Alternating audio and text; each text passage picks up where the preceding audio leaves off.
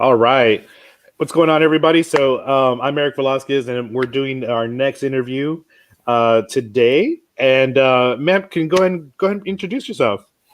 Hello, Oh, Eric. oh, oh, hold on. Actually, before we do that, sorry. Can you jump on Instagram real quick? You should see me on live right now. Got a little ahead of myself right there. I don't. Let me see.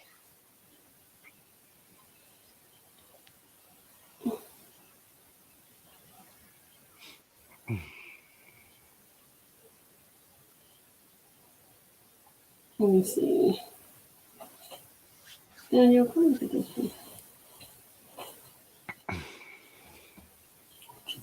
one? He said he should be showing live. Oh, let me see. Is this live right there? Yeah. Oh. Okay, and it says. Yeah, there we go. So I'll go ahead and add you on here. And then you'll see my request, and then you'll just accept it. Mm-hmm. All right, there we go. All right. Okay, so like I was saying, so again, I'm Eric Velasquez. We're here to do our interview, and go ahead, ma'am, and introduce yourself. Hi, everybody. My name is Dori Brown. Of course, a resident of District 2, and I'm just glad to be here today. Definitely. Well, thank you for coming on. Now, one of the things that, I mean, right off the bat, there's so many candidates in D2, right? So how do you feel about that? Do you think that, that's super awesome to have that sort of engagement, that people are wanting some change? Or is that also a reflection of what some of the needs are in D2? Well, I'm going to take off my mask as we continue. This is my elect Dory mask. And, in this masks are very important. But I look at it like this. Everybody, all the candidates that I have actually run into, had the opportunity to talk to, I've encouraged them. I'm probably, let me see, looking at the list, I'm probably the oldest candidate running. So when I see young people engaged, especially women, I encourage them to, take this journey. And even if it's, I told them, I wish you the best. I don't want you to win, but I wish you the best. But that gives them opportunity to really get to know what's really going on in District 2, not just the East Side, but in District 2. Mm-hmm. And it's saying that, we are concerned about the district. We love the district. We love our neighborhood. And it really should motivate whoever's running and whoever wins next, that they got to come with their A game, because we want the best that's for this district. Yeah, definitely. And it seems like that passion is there, right? That everybody wants to, they want some changes. They want to see District 2 thrive. What do you think is holding District 2 back? Because, I mean, it's been a long time. And so what do you think is holding District 2 back? I think it's a little bit of, it's kind of like that reality check. I want to say you got to be able to think outside the box when it comes to this position. Mm-hmm. It's not a limited neighborhood, because I hear a lot of people just say like the East Side. And I ran once before. And one of the things I learned is that everybody in the district or different areas have different issues and concerns. And you have to be able to come with an open mind. You've got to come with an open mind. You have to have a strong team of people around you to support you, to follow through. I think that's the biggest complaint that I've heard, 4 years ago and around, heard now, is that people don't get callbacks. They don't see anything being done. And the person that I am, and being a previous business owner, when I'm at have been employed by somebody else, being that office manager, where I'm very proactive. So I'm always trying to think ahead, and I don't like to be reactive. Mm. And you got to know where your limitations are, that you know how to ask for help or say, let me connect the resources to get this done. And that's something I can do. And even without, in this area or whatever, people have come to me like they expect me to know, or like I know everything. And I'm that person that's gonna, if I don't know, I'm gonna find out for you. Mhm. I'm gonna follow up. And if I can't give you the answer that you want, I'm gonna let you know. And I said, okay, well, what else can we do? I told people last time, and I'll say it now, don't come to me whining. I don't want to hear whiners. If you have an issue, concern, bring that to me and tell me, what do you want to see in that change? Mhm. I truly believe that the person in city council, even from my experience of dealing with others who have been in this position, um, they came to me like I was like they were doing me a favor. Mhm. It's like, no, I elected you, or I elected this person to serve me. Mhm. You're not doing me any favors. And that's one thing my staff would know. We're not doing them a favor. We're here to serve the community. you know and so I think when you lack that, when you don't have that, when your staff doesn't show that to the community, that's where the breakdown happens. I had the opportunity to work for state rep Ruth Jones McClendon for 2 years. When I had my own accounting and tax business, my office was next door to hers, and one of her staff members got sick. And I'm like, I'm self-employed. I can come and go when I want.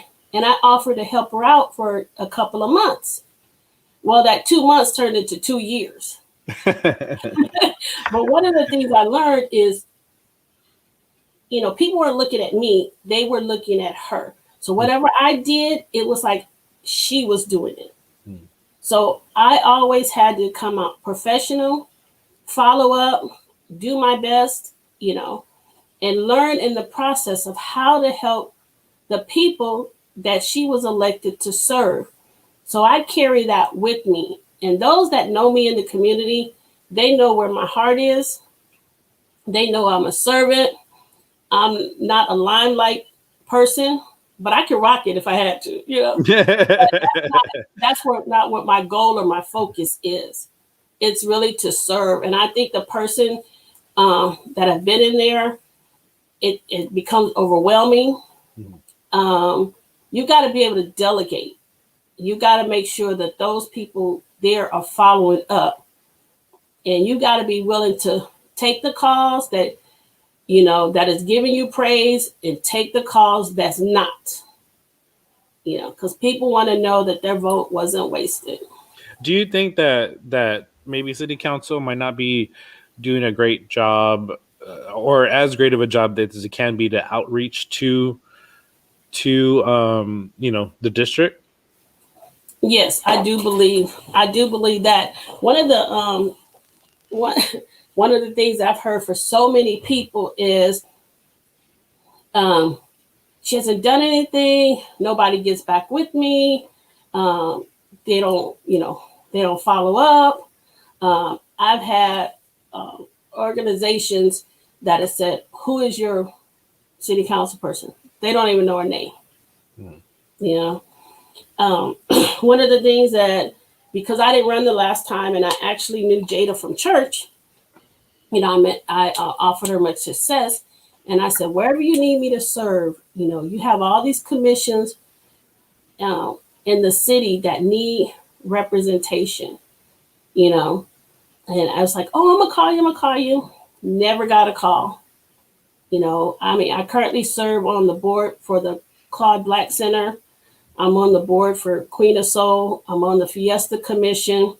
You know, I have friends that have events that do giveaways for toys or turkeys or whatever, and they call me. And So like, what are some things that you think that you would like to do in your campaign, or once you get elected into office, as far as to bridge the gap between, city council and the community itself? One of the things I want to do is really touch base with the people. I'm not here to tell them what their needs are. I really want to know what they need. Yes, I can address the big issues, police accountability, digital divide and stuff, but I want to know what you need in your neighborhood, in your everyday life, that I can help to improve in those areas. Even my next door neighbor said, I asked for us to get a speed bump in the street, because we're right near an elementary school. She says nothing, and it's, if that's what makes your quality of life better, that's what I want to know about, Mm-hmm. and how we can bring it about. And if we can't, then I'm gonna say, hey, we can't do it this way. If you know of some resources that I should tap into while I'm trying to find the resources to tap into, let's work together. Mm-hmm. You have a lot of those AOHs and neighborhood associations. And unfortunately, the people in those areas don't communicate with their associations as well as they should. Associations are really good in trying to make things better or getting information to the residents. Mm-hmm. So promoting and working with and giving them resources, helping them out however we can, is one of the things that it gives you that more intimate level of helping the residents. Yeah. Yeah, definitely. And I am actually part of our association board, and I run the social media the social media pages, and I send out information and resources to people, and but that's just one way to get to certain people. How do you think that you can get to the people that either don't have internet access, or to the seniors? You got to have your town hall meetings. You've got to have your meet and greet, your sit down and talk to. You have to find out where they're at and how they want to talk to you. I know some seniors that are like, they don't want anything to do with technology. Mm-hmm. Yeah. So if you got to go old school, paper, newsletter, mail it to them, then that's what you do. Right. You know, and then you put in place people that can meet with the senior. We'll just say senior saints that's technology friendly, or to the millennial or whoever, and say, okay, let me help you. It's like working with your grandparents. Right. They don't want to do it, but they don't know how, or they're scared, or they're intimidated because that's not something they grew up doing. Mm-hmm. So you have to recognize that. You can't just force them to adapt. Mm-hmm. Yeah. Now, do you think there are enough programs? I think the company that multiple people have said is like Senior Planet. Do you think there are programs like that maybe people are not taking advantage of on the east side? I do. I think it is. I know we have our senior center over here. I was working for State Rep when it first opened. And I know I went into it when they had the grand opening, and they have computer classes and they have exercise, classes. But, there was a big, I guess you could say, push to get it out to make the seniors aware of it. But I don't know if that's still being addressed. Just because somebody might drive by it, that doesn't mean that they're like, oh, let me see what it, is. So there should be something in place that reaches out to the seniors. And if they don't have transportation to get there, then we need to work on that as well. One of the things with the Claude Black Center is that they have lunch every day, for the seniors. But it's like, how many seniors know of that? Mm-hmm. And I tried to tell seniors. And that's where really the churches in the community can really be of help to get the information out to people. Now, do you think there's a separation, or not a separation, but a gap of information or resources that's between the city council and churches, because and I'm not trying to say combine church and state. I'm just saying that to be able to help facilitate these churches, is there a gap that's not being filled there? There is, and you have to try to work with people and figure out how that city council person could work with the churches, or how the churches feel that they can work, what would help their congregation in getting the information, you know, and keeping an open mind of their, you know, and you can't just do it one time. Right. You've got to continually, you know, reach out, you know, mail out something that, you know, reach the people. And then they got to see that they're valued, and the information that you're giving them is not a bunch of talk, you know. You know, you're not just trying to appease them. Right. And that was one of the things that I even asked her when I was campaigning is, how can we reach you with this information? They were like, face to face, you know, or through church. So, I mean, yeah, that's very true. I mean, you have to meet them where they're at, you know, because they trust that, you know, they trust that information. And even people that maybe don't go to church, you know, I mean, there's say that you might have to find out where's their evening hangout. Where's the spot that they play dominoes at? Right. Where's their friends at? Right. You know, I mean, wherever it is, I mean, you always have to be willing to, like you were saying, just think outside the box. And they got to know that you're a real person. And I'll say anybody who knows me knows that I'm that real person. You know, I've been in radio for over 20 years. You know, I've been in church like all my life. I've been that community, out in the community, just helping. I've been on MLK Commission. I was on it for like 14 years. I was program chair for Chin.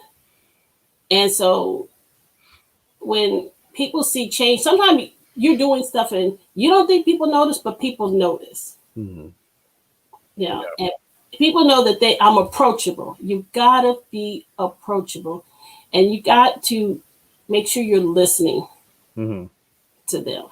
Yeah, definitely.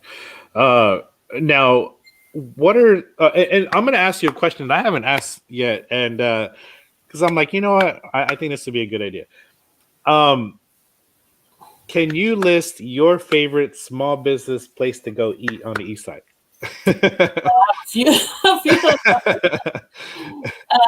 Ma Harper's Okay. Kitchen. Okay. Mrs. G's. Mrs. G used to fuss at me. She used to talk to me and fuss at me and like family. And so Ma Harper too. Burgers. The only place I eat burgers is Mark's Outing. Okay. I've been going to Mark's since like the beginning, when it was called Fatty's. You know? I just found I like Thai. So I'm kind of like one of those people who's like, what food am I looking for? I like Thai. And so one day I put in my GPS Thai, and I found this place called Thai Lucky over in Iowa and Pine. And I thought that my GPS was wrong. But it wasn't, you know, because I've always worked in the medical center area. So for Thai, I would get it over there. But I'm so happy to know that it's over here. Chapman's Chicken, you know, because my son loves chicken. So we go there quite often. And I just like the support. I have my favorite Mexican restaurants, Mom and Pop over here. Los Dos Laredos. They have awesome shrimp caldo. So nice. And that's on the food type that I'm looking for. Right. Yeah. And you know, I ask this question because I think it's important to be able to support our small businesses, especially now. And you know, I mean, what better way than to find out what your candidate or potential councilwoman likes to eat? So, you know, I mean, it's you know, and hopefully anybody who's watching will go try out these places. And I think I'm going to start asking this question regularly on the other interviews. And I will tell you too, I would tell them, most of those, they know me. If something is not at its best, Mm-hmm. I don't talk about them. I go tell them, because I want everybody to be, at their A game. And if something needs like correcting, and I'll do it at big restaurants, as well, because you want my service, you want my money. I work hard for Right. it. So, and that's something that I learned too, is I always felt weird about telling, they're like, oh, do you like the food? And I'd be like, yeah, but it wasn't, but I realized that if you don't tell these restaurants, how are they going to fix and correct these things? And, if they get a common thing, then it's like, well, they're not going to be able to fix it. And then they go out of business, and you don't want that, So, exactly. But yeah, very good idea. Credit too. Yeah. I want them. I go to the kitchen. Who's cooking? I tell you, it was really good, and I let them know it's really appreciated. That's awesome. Valencia says, what separates you from the other candidates? Very good question. My name is Dori Brown. No. I think when it comes to, age has its benefits. Like I said, I'm probably the oldest one out there running, but that comes with the wealth of knowledge, experience. I don't take stuff for granted. I've had to, as a single parent, a business owner, I'm always looking to progress, and I always want the best for me. If I want the best for me, whoever's around me, I want the best for them. I don't have that crab in a bucket mentality at all, because when you're blessed, I'm blessed. When I'm blessed, you're blessed. Mm-hmm. Yeah. And so, and because I've seen some things in my lifetime, I've watched, I'm a people watcher. And in that process, I'm a watcher, I'm an encourager, just like with the other candidates. I mean, they can all tell you that I've said, hey, welcome to the race. I wish you the best. I might have even given some tidbits of advice along the way. Mm-hmm. Daniel's over here nodding his head, because if you do happen to get in that position, mm-hmm. Then I want it to be successful for you. Yeah. And so other people, when I see it like that, some people are out just to win. I'm not out to win. I'm out to serve. And winning it is the way I get to serve.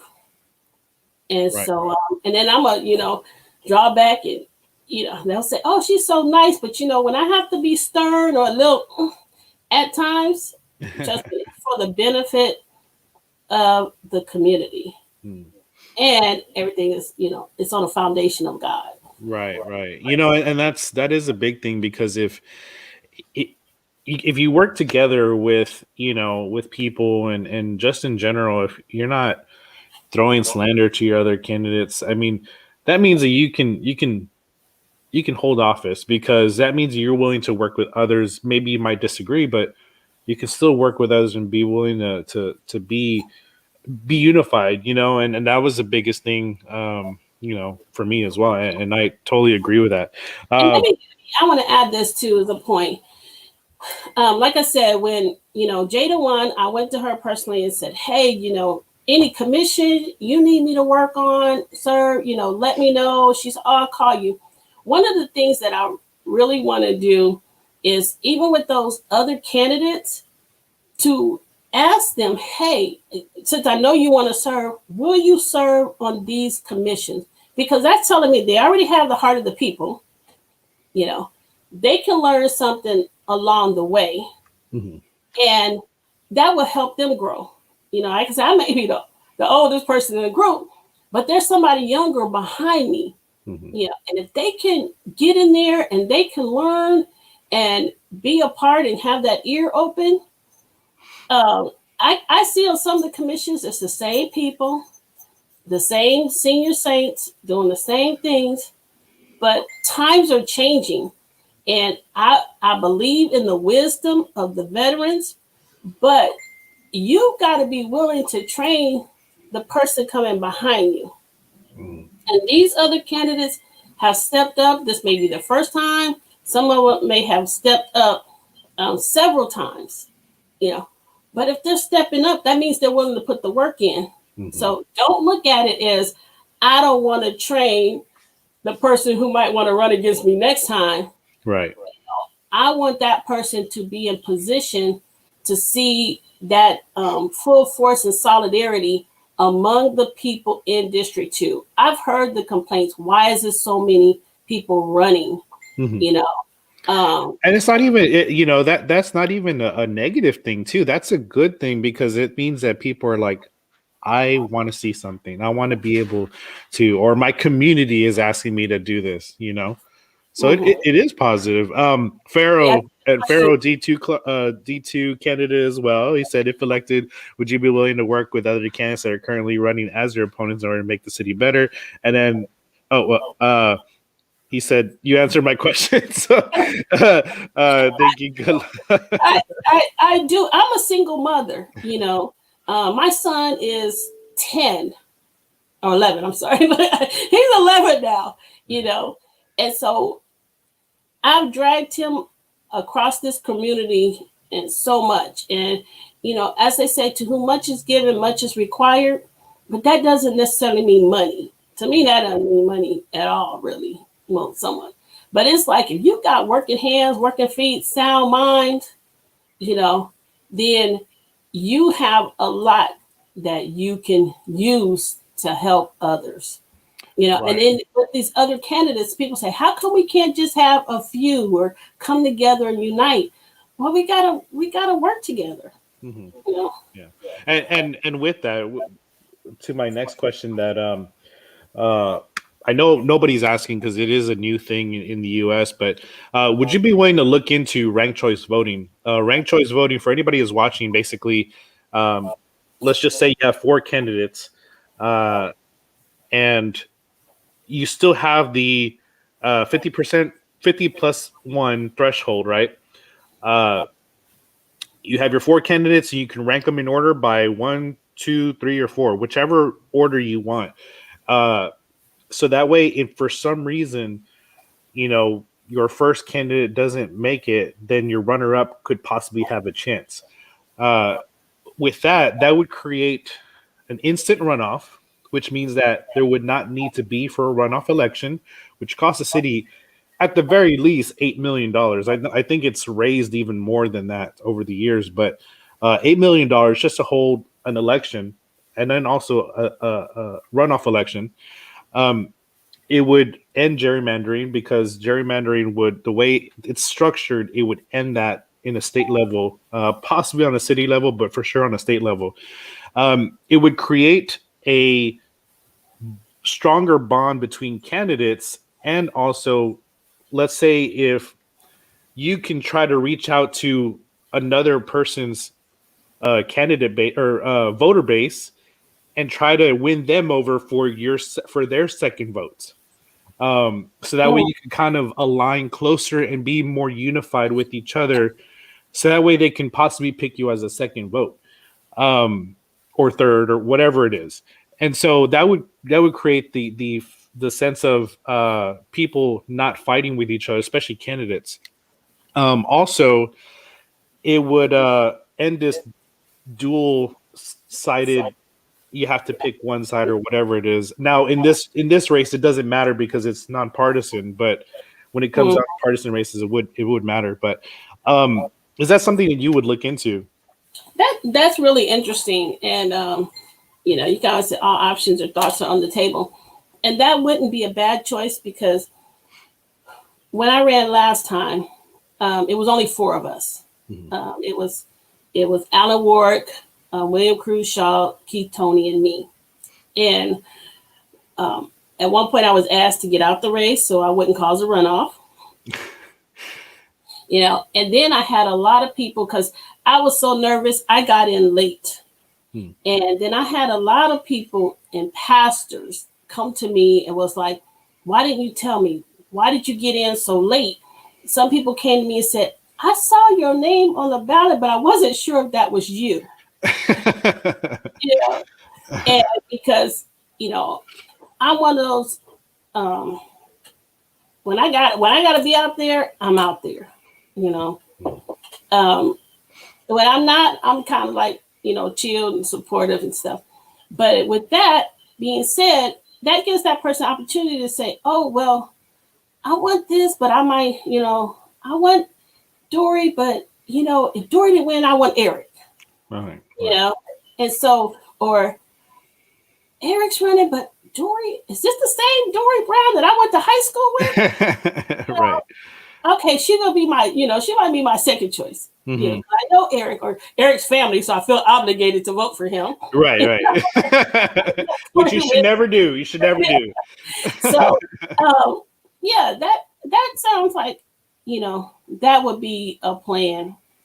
Even, you know, even if you're limited to just like 2, especially when you have, like, you know, in District 2, I think it's up to 7 of us that have actually turned in our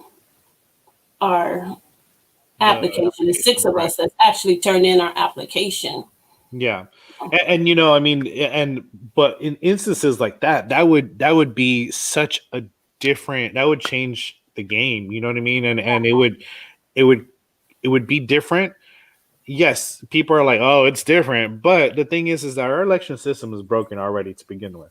So, you know, just to start thinking about the future and maybe progressing towards something that could end this, you know, the way our election system is, that's flawed. And hardly anybody, especially in D2, you know, there's probably more than likely not going to be anybody that gets over 50% anyway in the votes. You know what I mean? So, yeah, well, I mean, yeah, but you know, with so many candidates. Oh, hold on. Sorry. Daddy duties, love it.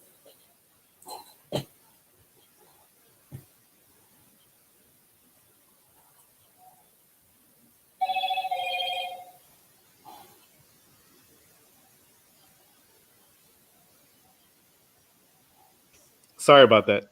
No problem. I said daddy duties, love it. I know. It takes precedence. But where was I? Yeah. So you know, that's just something that I just trying to bring everybody to just kind of think about it. You know, I mean, it's something different, but it would change so many things in a positive way. You know, and especially with the money aspect, $8 million just to hold an election, a runoff election. And then there's only going to be 2,000 people voting. Right. You know what I mean? So that's so difficult. And you know what? Even if we tried it for like 3 elections, right, you know, and then reevaluated it, right, you know, and go from there. So yeah, and even for partisan elections, if it would pave the way for independent and third party voters to actually vote for people who they want to vote for, you know, instead of having to pick one of the other 2 sides, which, you know, you've seen how this last election was just so polarized between 2 parties only. And it's like we were fighting each other. You know, everybody's fighting. Oh, well, this way is better. This way is better. But it's not a football game, guys. It's not. This is real, and it can affect you. You know, especially with people are getting hatred towards each other. I mean, it's not putting us in a good spot. But it's not. You know, so I have a question. Somebody yes. put. Let me see. Oh yes, sorry. Okay. Miss Terry. With the city taking over the east side properties, how can you help the people to keep from losing our homes? Homelessness has grown because of gentrification and county higher taxing higher than other sides of the city. Wow, that's a loaded question, but I'm gonna tell you, everything can be addressed, and some stuff takes a little more research. One of the things I'm gonna address with taxes first. From my understanding, there was a cap on taxes, you know, from the state. So what did they do to get around it? They went around and they appraised your house at a higher value. And so therefore, when they appraised your house at a higher value, the taxes might have been capped at, say, 3%, but then they're getting more money because your house has a higher value. Yeah. One of the things we need to do is teach the homeowners how to protest their taxes. I did this before, and actually the house I'm in now I did like last year. Should have did it again this year, but it felt good that I was able to protest. Didn't know what I was doing. I asked some people, and I have this what I call my big sister life lessons is never tell yourself no for somebody else. Okay, so I'm not going to look at it and say, oh, I know they're not going to change it. They're just going to stick it to me. No, you don't tell yourself no for somebody else. I'm going to go down there. I'm going to ask some questions. I may not know the answer, but I'm going to go down there because in the process of going down there, even if they didn't change it, I learned something. And the young man gave me information on, okay, we can just keep it at what you purchased the home for because this is your first year. But then come back, like next year, and, you may have complaints of why your house value hasn't increased. Okay, so one of the things we have to do is we really have to educate the homeowners on how to protest their taxes. Okay, how to get the information, how they come up with the value, and once you send in that you want to protest it, they send you all this information saying, oh, all these houses around you are valued at this amount. So. Yeah, that's what I said. And when it comes to taking over the east side properties, how can you help people to keep their homes from losing? One of the things that I think really hurts us, we'll say Black and brown people, is that our grandparents, great-grandparents, they valued ownership. Okay, they valued ownership. And with ownership comes extra responsibilities. Okay, and so that's when you have to learn how to be a handyman. You got to learn who to call, but we have to instill the value that home ownership is a good thing. I think a lot of people, even my age, my friends, do not own their own home. I built my first house at 25. Okay, 23 or 25. I built my first house. And I was single. It wasn't me and honey. It was just me, And I looked at it as my starter home.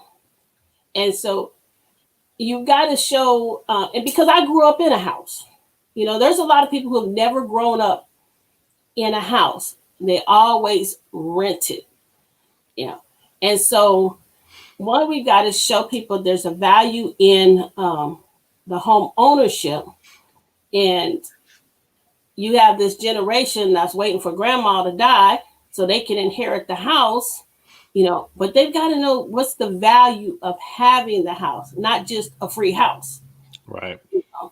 Yeah, that's a lot. That's a lot. I mean, because it's, It is. And back then, too, you had people like right now, if I have a plumbing problem, I have a friend, I have a handyman, a friend that's a plumber.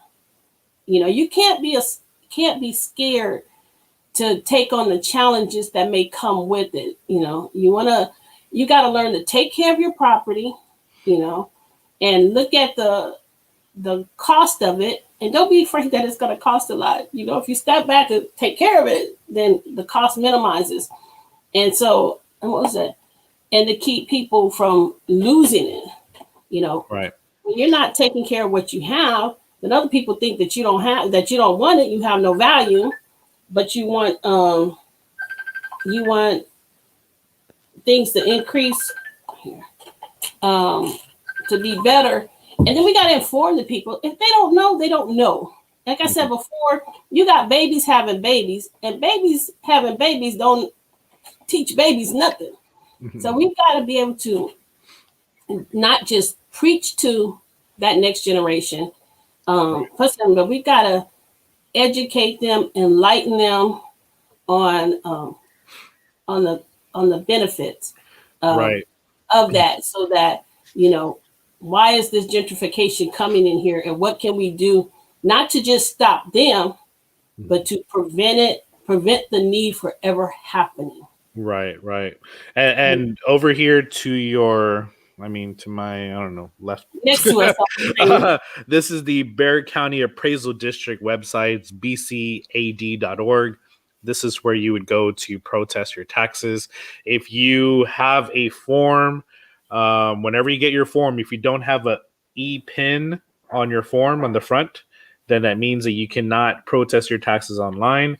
All you have to do is just call Bexar County Appraisal District and ask them for an e-pin. They'll send it to you, and you'll be able to go online and protest your taxes that way.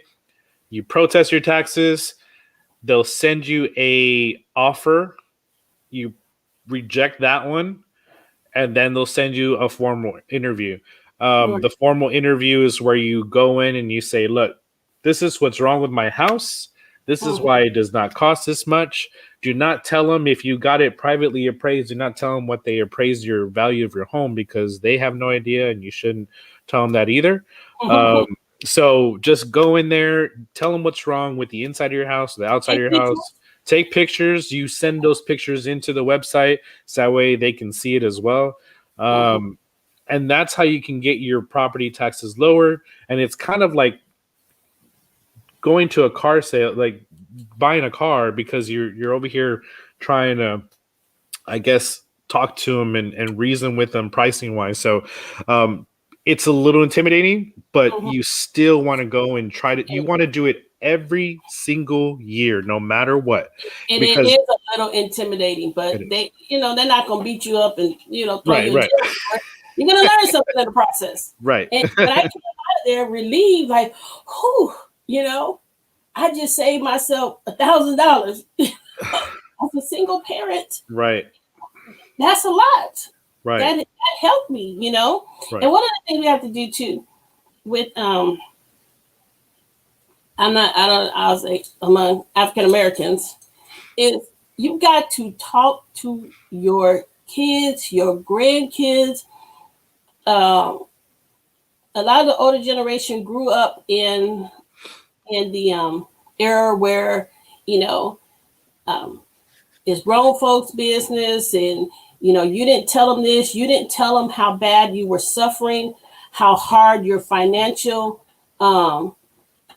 issues were, and so therefore they didn't know. You've got to train them now and early. And I have this personal saying that I make poor look good. I don't have a lot of money. I'm not wealthy. Even my son at one point, I can't remember what was going on in my life, but he wanted to go out to eat. I was like, no. He goes, Mommy, we're really poor, huh? And I'm like, I never told you we were rich. So even now at 11, I'm teaching him how to value, the yard, to cut the grass, to clean up, to value things inside the house, and why we can't mess up the walls, and and the reality of it. You don't just live in a nice home, you have to take care of it. Right. And so we've got to start putting in these young people now, teaching them budgets. If you really want them to succeed, it's not just about having a nice car, but it's about having a car that you're taking care of it. I am my father's child. One of the things my mom told me is build up your toolbox. And so I built up my toolbox. And nobody touches your tools, nobody uses your tools, you keep your tools. So I got the big toolbox out in the garage, I got the drill, I got the hammer drill, I have all of that. And my mama had me in the kitchen so I can bake. But if you don't give your kids the tools to succeed, Mm-hmm. they're not going to succeed. They're not going to learn those things in school. Right. And it's a ripple effect, and it's a ripple effect into our community. If you sweep all the stuff under the rug, pretty soon there's going to be a pile under the rug that you're going to see, a hill. You've got to empower. Definitely. Knowledge is power, whether it's from a book or it's a life lesson. And then you have to repeat. I was sharing with a friend last night. You don't learn your ABCs here in one time. You had to repeat it. Yeah. Yeah, definitely. Now, what are how do you plan to bring more community engagement within the community? Oh, and I've been thinking about that a lot, especially with this epidemic. With the pandemic, where you can't really just go out and meet with people. I'm going to put together some Zooms, even if we can do some outside meet and greets, talk with proper social distancing. I'm looking at doing that. I'm a coffee holic. I'm at Starbucks. So hey, I plan on say, hey, meet me over here at Starbucks, in the parking lot, and just coffee talk. Yeah. Everybody in the back of the car, chatting it up, Yeah. It won't be like an official, car club show, but hey, we can be out there like we are and just, have a chance to stretch your feet, get out and say, this is what concerns me. Definitely.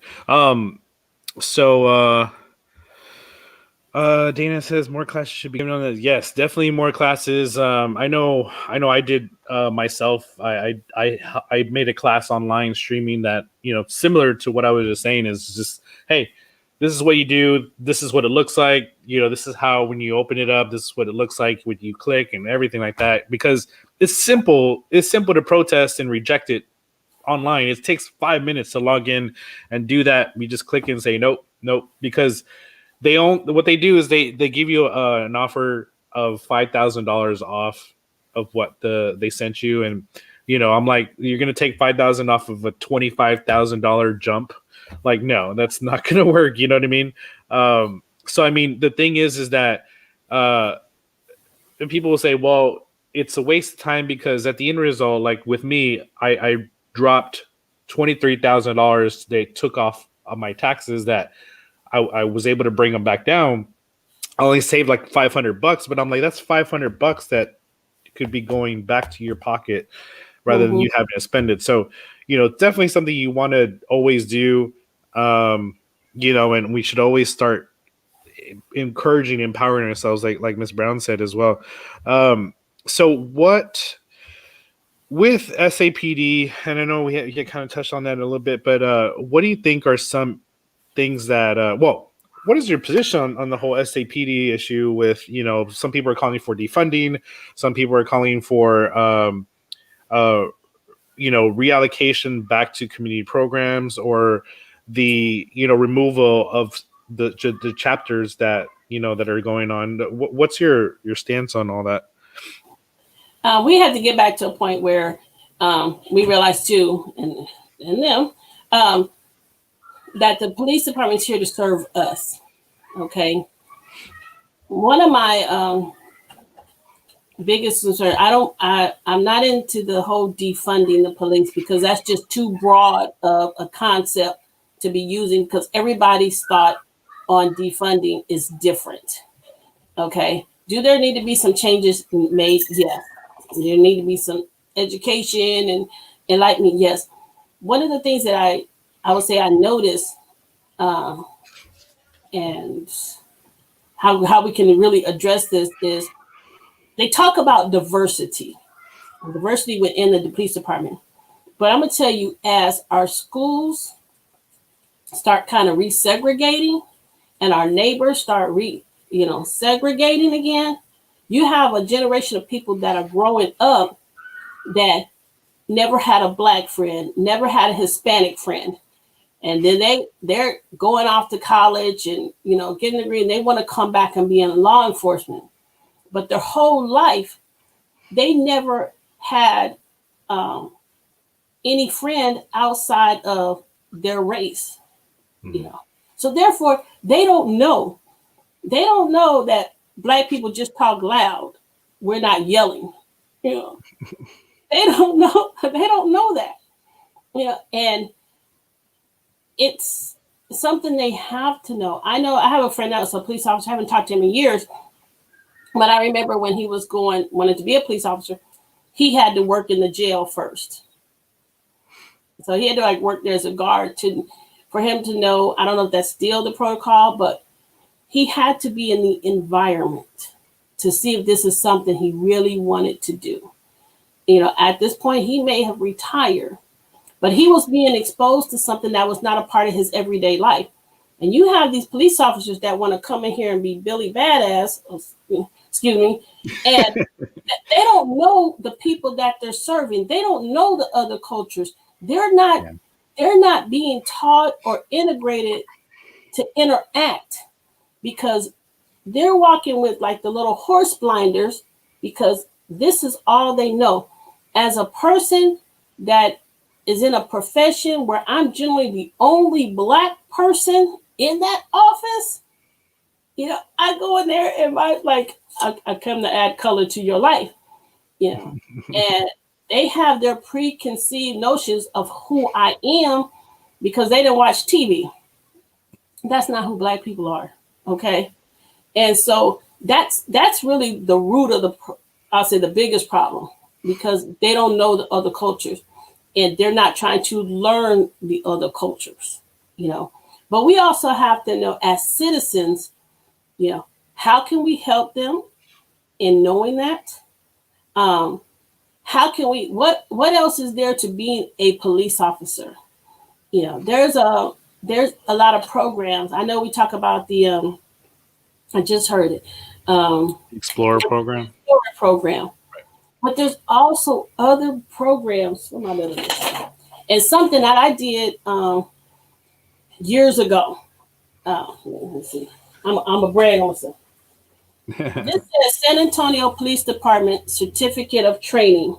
In 2007, I went through the Citizens Police Academy. How many people know that they have a Citizens Police Academy? Right. Which is it's called COP. COP. No, not that one. That's a different program. Oh, okay. This is called Citizen Police Academy. The Citizen Police Academy is a 12-week program, and you go there for 2 hours once a week for 12 weeks. And you're actually going through a mini training of what the police officer trained on. And the reason I ended up doing it is I was asked to consider being a chaplain for the police department. But you have to go through the Citizens Police Academy in order to volunteer with the police department in any way. Mm-hmm. So we learned about how to make arrests, how to stop people. We actually got to interact and go outside and, over at where they actually train the officers over here on the South Side. Right. We actually did fire. We shot the guns. We did a police chase where we're in the car. We had the classroom time of what police officers are taught. We were taught, to some degree. And so therefore, it's you get an insight of what they're learning, why they're learning it that certain way. And then in order to graduate or to get your certificate of training, you have to do a ride-along, an 8-hour ride-along. And so my friend, Officer Hall, who I knew, he may be retired now, I rode with him. So I'm in the police car, I'm using the computer, running license plates. We ended up somebody with warrants. So, this is how we went after this person. We weren't just picking on people. We just driving down the road. And I put in license plates, and um, we had to go to HEB and pick up somebody who tried to do a beer run. And I'm like, really? At HEB, you do a beer run? But we had to go, pick up that person, arrest them, take him downtown.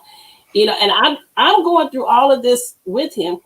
And we even had a stop at a house, a 16-year-old DOA. And so I'm standing here watching the whole process. I went into the house. I seen this 6-year-old dead in the bed. I'm hearing the officers or people saying, "Oh, they got him. He wasn't dressed at first. Apparently, the people tried to get him dressed." And it remind you, this is 2007. I still remember this 13 years later. And he had OD'd, and he was with this other lady. And it was, then I tagged my friend and I said, I think y'all need to get this lady out of here because this family's getting upset, and it was about, they wanted to set it off in there, but I got to see that. And when the morgue came and picked him up and wrapped his body up, I went through all of that, to see that. And so it's like, how many people, I think every candidate, anybody wants to candidate, wants to talk about, they should go through the Citizens Police Academy. There's no prerequisite or criteria of going for it. But yeah, you have like cops program. You started to say that's the Citizens on Patrol. You have family assistant crisis team. You have volunteers in policing. And then they have other programs that deal with these. We know about National Night Out, but that's a social gathering, okay? Yeah. McGruff, they come to your school, but what is there that the adults can interact? Right. We went to their firing range out there, and this lady was jumping around with the gun, and I was like, "Oh, baby, you got to be still." Yeah. People, go for the neck, go for the neck. Right. When it comes to the police, I don't think we really have a true understanding of all that they're going through, but also those police officers in that 13 weeks or however long they're being trained, they need to be taught about other cultures as well. There's no black and white. You act like this, you don't act like this, Somebody says, do you consider rewriting the standard for policing training? Yes. Yes, that's part of that. Yeah. Rewriting it, and if you need to go live in the hood, for a couple weeks, right, to see how people interact, then maybe you need to do that before you start trying to tell me how I should or should not be acting. Because me talking loud is not me yelling. Right. Well, and that's the thing. I think what some people are saying that, some police might take it as a disrespectful thing. And I think our last candidate was saying that, grew up, showing respect for police officers.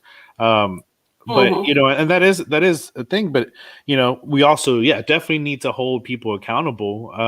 There's definitely that avenue and aspect that, you can't just do something. And here's the thing, because I was in the military, and I know that it gets sketchy. When you have a weapon and things are happening, you're kind of in a hostile mindset in an area. You have a very quick reaction time. You have to do things a certain way, but there's definitely some things that have been out of line that we need to address. And obviously we can't do something specifically with the chapters on a city level, but definitely the training, that's something that needs to happen, that maybe we need to do something different, because if we start them from the beginning, just like with education in elementary, we start getting them on a better foot. But if we have a bunch of people teaching a bad way, then we're not putting ourselves up for success, Yeah, and Judge, I am concerned. I look at it. I am, like I said, a single parent, a Black boy, and I think of that when I see these things happening. I don't sit here and say, they better not do that to my son. I'm like, okay, how can I proactively train him on incidents, or how to handle himself? It's just like you driving a car. You got to overdrive. You got to drive for you, and you have to drive for the next person. You can't say, well, they shouldn't have got in my lane or swerved. No, but you got to be aware and proactive in case they do, swerve in your lane. So when it comes to that interaction, and as that city council person, we can come and we can get with the neighbors or residents of the neighborhood, hear their stories. And I'm so glad right now this president is really putting it out there that there is systemic racism, because it's real. Even if it's like you're at a job and they looking like, oh, I think one of my things was, like I said earlier, I've been the only Black, in the accounting profession wherever I went. So it's assumed that I don't know anything. It's assumed that I don't know how to do things. And I'll be like, and I've told bosses, please stop talking to me like I'm stupid or talking down to me. Ask me if I know this, and I will give you an honest answer. Yes or no, or I know a little bit, or we'll tweak it. Right. But, we have to be in the mindset of communication. Definitely. Valencia says, what are some changes you want to see on the east side and steps to make it happen? One of the things I know, it was like say brought to my attention, is that on the east side itself, there are no urgent care centers. And somebody said, well, how come you don't notice that? I've been in a profession where in my job I always had insurance. I always went to my doctors, and I didn't have a personal need, for urgent care. I had nobody around me that dealt with having that need for that 24-hour urgent care. I know Texas Med Clinic's up the road, but that's not technically on the east side. And then when I started thinking about it, you have these mom and pop businesses, you have these self-employed handymans that they don't have the health insurance. I remember when I was self-employed one time, I found some little insurance plan, but I could go to the doctor once a quarter, But some people don't have that. So their lifeline to health or emergencies is that urgent care. And I'm like, how come we don't? You go to 410 in Marbach and you got two of them side by side, 100, 151, and we don't have one. So, for people to assume that we do not have the desire for certain things is wrong. And those are the things that I want to know in the community that bothers you, that you feel we need, and that we can make it happen, downtown and with the businesses. Our money's green just like everybody else's, and so that's something that we really need to look at. What makes, like I said earlier, what makes your standard of living, what makes things better for you? So as that council person, I want to know those things. I know that they built a nice apartment complex on Lord Road. Now the residents are complaining about all the racing and the gunshots. Those are things that we need to address, and I think those are things that could be corrected in a very quick and timely manner. Definitely. Anthony said, do you consider working with other districts in partnership to potentially implement some of the things that make their community stronger than the east side? Definitely. I personally live on the line of District 2 and District 3. So when I'm driving out of my subdivision, I'm in District 3, at times. So working with the other districts, it just makes it better for all of us, makes it better for the city. We have that overlap. We are one city. As I said, there's many bodies, many parts of the body, but we're one body. And so therefore, we need to work together, and it shouldn't be anybody trying to strong arm the other person, into just getting what they want and they can do without. Definitely. So what does community mean to you itself? Community means family. It means working together. Hold on one second. It means, like I said, I don't have that crab in the bucket mentality, and a community doesn't. I come from country folks, where they had barn raising parties. Yeah, it's my barn on my property, but all the neighbors came together to help you put your barn up. And we have to get back to that mentality that if it helps you, it helps me. Even if it doesn't help me on a daily basis, to help you, because I might need your help one day. So what's wrong with me helping you? Right. Yeah, definitely. So, And if anybody has any more questions, please let them out. And Ms. Brown, do you have anything that you would like to just say that maybe we haven't covered? I have like all these notes. I'm always trying to there's just so much going on, but I truly would hold on 1 second. Give me 1 second.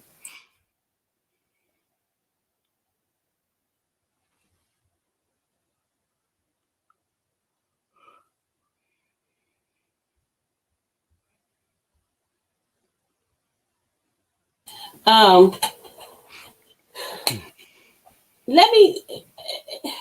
want to see the best for District 2. And if I didn't feel that I could do this job, I wouldn't be here. I know how to stay in my lane, and I know how to stay out the way. And this is not something I take lightly. It's not something that I'm trying to make a name for myself. I always say, God bless me with a name. My mama gave me my name, Dori Brown. I was in radio for 20 years. So if I was going to make a name for myself, that would have been the perfect avenue if I was looking for that. But I'm looking to serve the people. And in that process of serving, I'm going to bring, people up with me. I could have chose to live on any side of town in any area. I graduated from Holmes High School. So when I moved over here, people was like, why are you moving way over there? As if the east side, southeast side something was wrong with it, people on this side of town was telling me, aren't you on the wrong side of town? I'm like, why wrong side of town? I've been over here since like 95. And when I chose to, a couple years ago, I bought another house. I could have easily moved out of District 2, but I wanted to stay in District 2 so I could hopefully serve in this capacity at a later time. And I wanted to stay at East Central School District. So that really limited me on where I was living. But I just consider it really a blessing to be a part of District 2. And there's so much more to District 2 than just the East Side. And I think when we all learn to embrace each other, when I ran before and I'm going to all these HOA meetings, and some people's concern was just crime. Some people's concern was what do you call it? Like the zoning. And I'm like, y'all are worried about zoning? Everybody, some people want to keep the area historical. Some people didn't want, this in their area. And I just felt like, wow, that's just such a melting pot, of San Antonio. And when I had the opportunity to, I had a couple opportunities to leave San Antonio. one of the things I liked about it was the cultural diversity, Mm. whether it's the people, the food, or the Food. music. I did I did leave for like 3 years and moved to Detroit, and I was like, no, I got to go home. There's no big red soda, no blueberry Oh ice man. cream, and no Mexican food. Yeah. Yeah. And so it's when it comes to this, it's we can really uh, really make San Antonio such a much better place to live, and especially even we connect with the people who lived in the area their whole life Mm. and find out what made it great for them. You know, maybe some of those things we can bring back, or we can reinvent it in a different way for that next generation. Right. And so, and not just like force it, but there can always be a good blend. Hmm. Mr. Hickman says, in regard to San Antonio as a whole, what can you, as the District 2 rep, bring to the table that will best represent the community, that may influence a change in the perception of District 2 community? One thing I would say, like, to this question is, you have to show people your self-worth and value. If you don't value yourself and what you have to offer, other people aren't going to value it. So, am I going to stand up and speak out on the greatness of District 2? I am. Am I going to need other people's help? I will. Am I going to, listen to their opinions? I live in one neighborhood, one subdivision. So I want to know from you where you live at, what's good and great about it, what we can make better about it. And I'm Mm. going to let those people know, um, in other within the other council people, hey, don't discount us out. I remember one time somebody referenced Mrs. G's is that little secret place. It's not a secret. Mr. and Mrs. G's was not a secret, but you've got to speak out and tell people about it. And you Right. got to find those good spots and not always promote the bad or let Right. other Right. people try to tell you how bad it is, because it's not. You know, Right. And I think that was we why have less traffic. Look, we have less traffic over here. You can get home faster over here. We're a little spread out, and everybody's not on top of each other. right. Yeah, definitely. And that's why I wanted to ask you about, the small business restaurants, because it's like, why not bring to light some stuff, and maybe it'll encourage people to go and try to visit some of these places, and especially, like what's going on with everything now, and you know, encourage small businesses, and let them know, hey, I like it or I don't like it. This is what I don't like about it. Maybe, they can, change something there. But you always have to be vocal. Always have to be vocal with your council people, with your candidates. You always want to ask questions, because if we don't ask, Mm-hmm. then we're going to elect people into office that had a easy way in without having to ask, some tough questions, or maybe, Mm-hmm. not being fully engaged as a city, which we have tended to be, especially with municipal elections.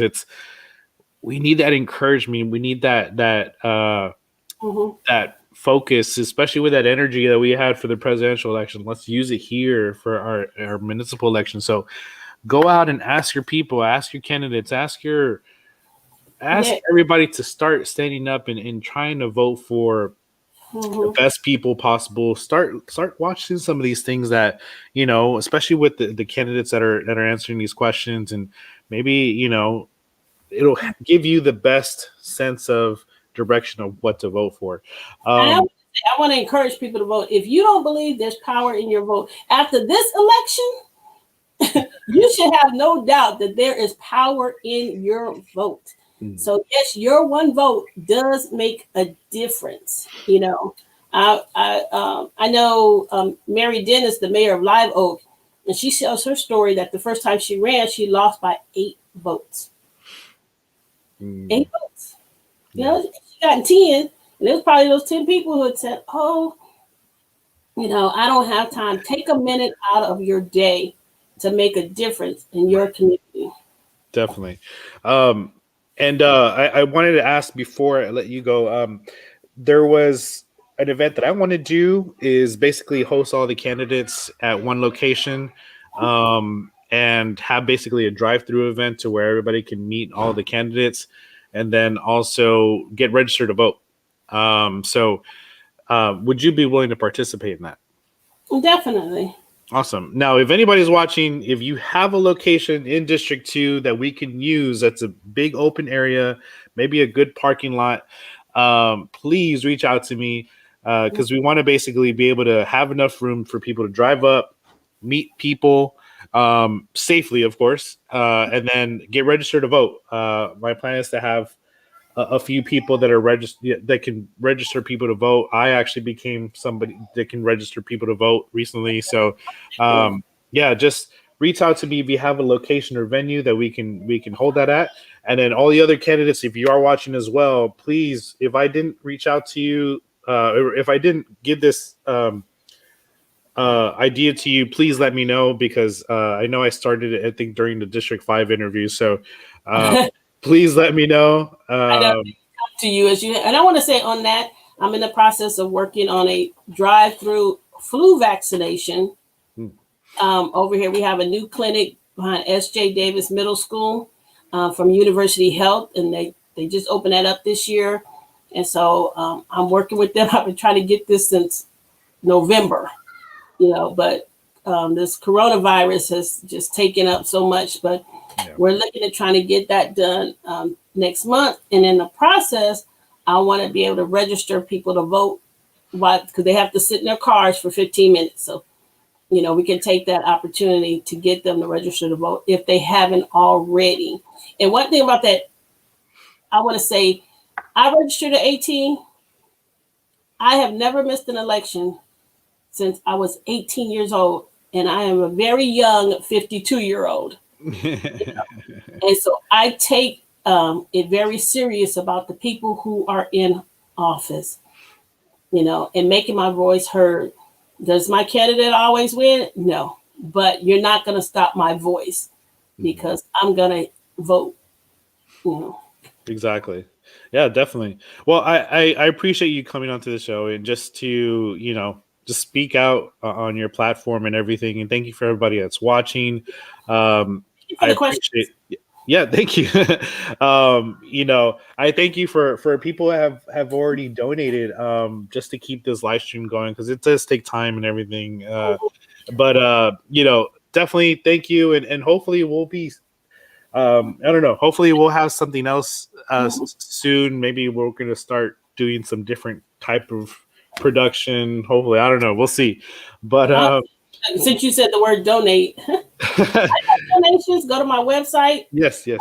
dorybrown.today. Instead of .com, is dorybrown.today. Because today I want you to think about me. So every day is today. Think about me. Please, you can go there and donate. On my website, dorybrown.today, I'm selling these lovely masks, because right now, mask is a fashion statement now. And this is elect Dori Brown for District 2. Our district, your voice. And that's who I'm going to represent in District 2. And I also got some information real quick that if you are in need of emergency assistance to help individuals and families with rent, mortgage, utilities, internet, groceries, medicine, and fuel, you can go to covid19.sanantonio.gov/services. There's a link there you can click called Bill Payment Help. Bill Payment Help. They have, you can call them. That information's on there. Call 210-207-5910, English and Spanish, to get that information from the city of San Antonio. And, in the process, get that hand up. And I pray that, it kind of gets you through. But you got to don't let this time discourage you. To think outside the box of how you can empower yourself that's why I'm so, in a way, I'm thankful for COVID because it pushed us outside the box and a new way of doing stuff, a new way of connecting to family, kids, church, all kind of stuff. You know, we learned about Zoom. I taught my mother how to do Facebook Messenger video chats. You know? So what may seem bad can Right. be turned to something good. Yeah, definitely. And here's the assistance here on the COVID-19.sanantonio.gov. Get your shot. Get your shot. Get your shot. African Americans, get your shot. I got mine 2 days ago. I'm a type 2 diabetic. I know I look like perfect health. I have those underlying conditions where I qualified. And so through University Health, I got my Pfizer vaccine shot. We want to encourage people of color. I don't want you to die. Not today. You know, one day we got to go, but it doesn't have to be due to COVID. So get your shots. Definitely. Yeah, and just thank you for everybody for just joining, and again, go to the website over here, and just if you need rental assistance, something like that, please do so. They have everything spelled out for you, and I know, you know, some people are hesitant for it, but just go do it because you don't want that to negatively affect you in the future, especially trying to get some more housing in the future. Because I'll tell you this: if you do get evicted, it goes negatively on your profile, and then a lot of apartments will not want to get you and things like that. So, yeah, and that's crazy. One thing to say too: it's easier to be evicted than it is to be foreclosed on. So if you are a homeowner, and times are tough, been there, they cannot put you out as fast if you own the home as they can if you're just renting. And a lot of times, mortgage company work with you better. So that's another positive thing about home ownership. We need to get more people to own homes. But yeah, there's a link on there about eviction rights and stuff, tenant rights. Know your rights. Yeah, and if you do rent an apartment, go talk to your leasing office and to let them know, hey, this is what's going on. I've done that before to where I didn't want to ask. I didn't want to be, I didn't want to ask. I don't want to be that person to ask, oh, well, I can't do this or whatever. Go ask them. They're there. They understand, especially now.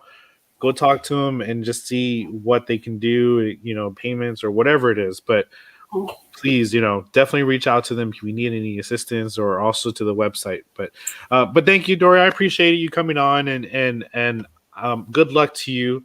Thank you. Everybody watching, thank you for watching. Thank you for supporting, and we'll have our next interview next week. But thank you guys. Appreciate it. Have a great day.